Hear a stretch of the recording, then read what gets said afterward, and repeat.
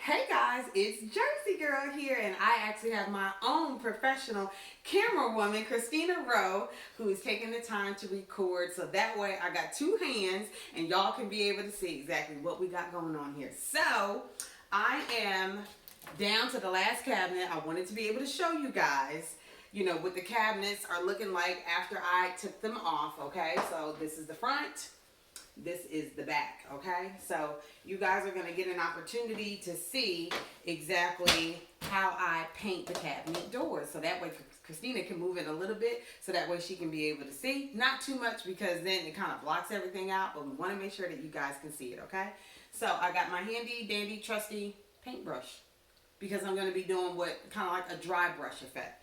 And I was able to actually keep the paint inside the can because I got this what is it, Shoreline, so it's like a paint lid cap, so I was able, it fits over top of that, so I'm actually just using the paint right outside of the can, which is really cool.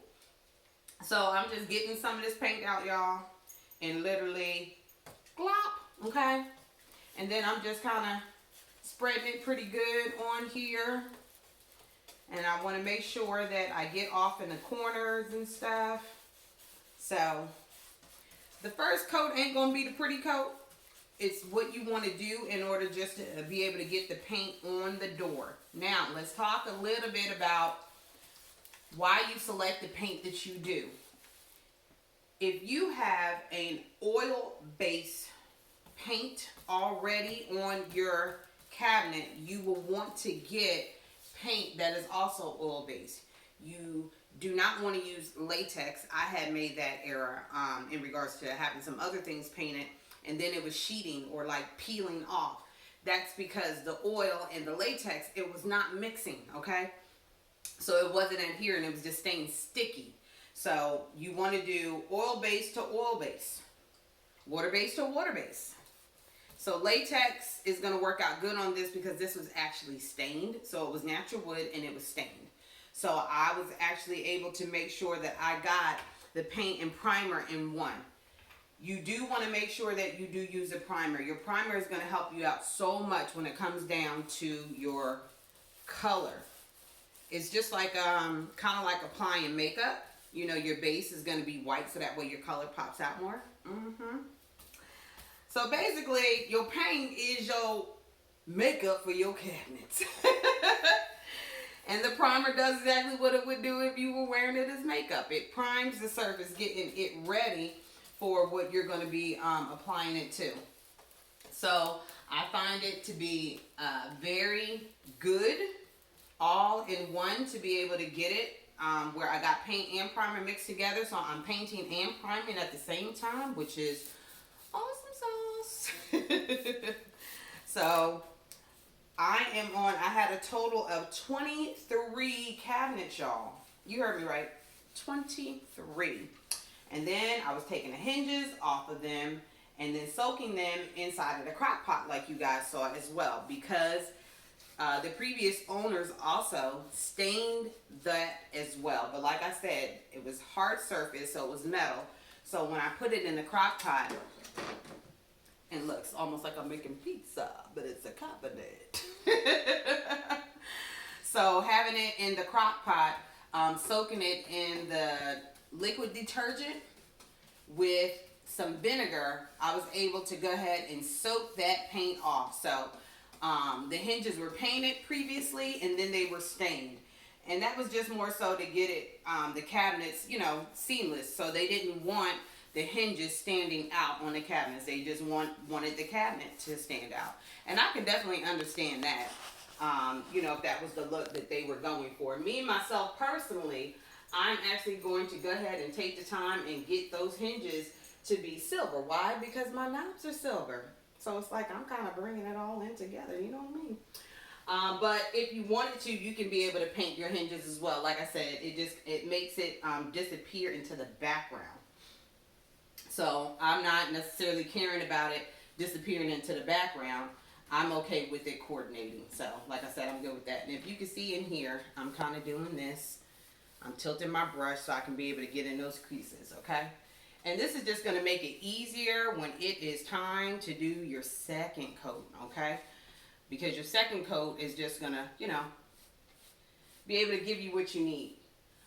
When you were also selecting your paint, that was one of the things I was looking for. Number one, I didn't want it to have like a lot of odor to it because my kids have allergies. And because it was raining and stuff outside, I was like, well, number one, they got allergies, so I really can't afford to be opening up these windows. And I really didn't want to have a heavy paint smell in the kitchen either. And I got to tell y'all, and this one was fast drying. I mean, seriously. So really not a whole lot of wait time in between doing the coats. So it's about an hour that it said that it would be dry. And honestly, yeah, I would say I was just giving it about an hour and some change. So you guys will actually get an opportunity to see, you know, what the first coat looks like. So you saw what it looked like before. And then I just showed y'all how I did this cabinet door. So it'll be the before that y'all got a chance to see, the first coat, the second coat, and then I decided to do a third coat. I could have stopped at the second coat, but honestly, I like the way it looked for the third coat. So yeah, but again, you want to select a paint that is going to be able to give you the coverage that you're looking for. If I was going more for a distressed look, I honestly probably just would have stopped with just one coat. But I wasn't going for distress. I wanted it to be completely uniform, okay? So I have my cabinets. As you see, I went along the sides, okay? Yeah. And I've been setting them out in the garage. So that will be the other video that we'll go ahead and select. But for this time frame, I'm going to set this over here. Christina is going to follow me over to where we got those hinges soaking at. Come on, y'all. Okay, so I got these lined up here because I've already taken care of these. So inside of the sink, inside of my little crock pot juices, what I have going on is this. You see this? And I got a brush. And literally, I'm going like that. And y'all, you see how that's coming off? Like, easy breezy, beautiful, you know who. Because they ain't paying me no money to say their name. So yeah, I'm just go ahead and I'm scrubbing this off and it's coming off.